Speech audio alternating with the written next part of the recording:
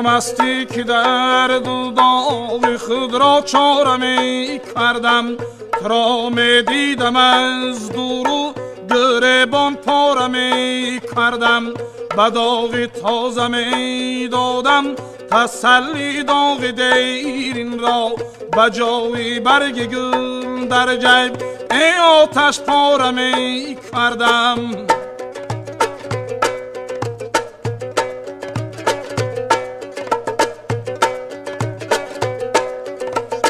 بلوح سینه شبها صورتت را نقش می بستم، سر در جیب می بردم تو را نظاره می کردم، سر در جیب می بردم تو را نظاره می کردم.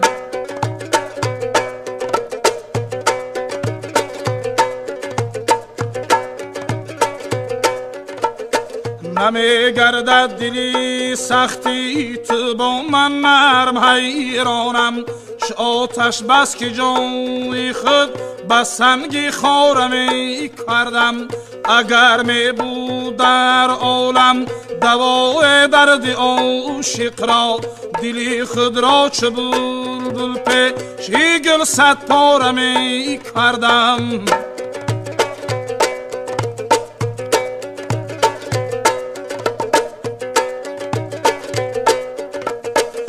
خوش بودی که همچون سیدا من هم سری خود را به پایت می زدم، دردی دلی بیچاره می کردم، به پایت می زدم دردی دلی بیچاره می کردم.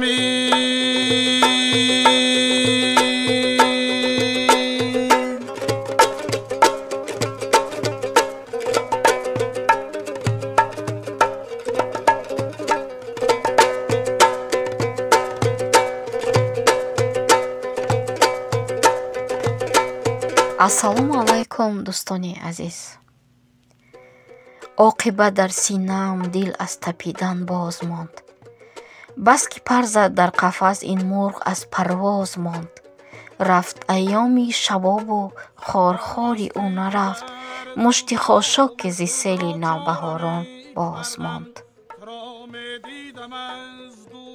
ҳунарманди зиндаёд Одина Ҳошимов 13 июни соли 1937 дар деҳаи нимдараи ноҳияи дашти ҷуми ҳозира ноҳияи Шурободи вилояти Хатлон дар оилаи санъаткори шинохта мусиқидони варзида ҳофизи халқии ҷумҳури Ҳошим Қосимов таваллуд шудааст.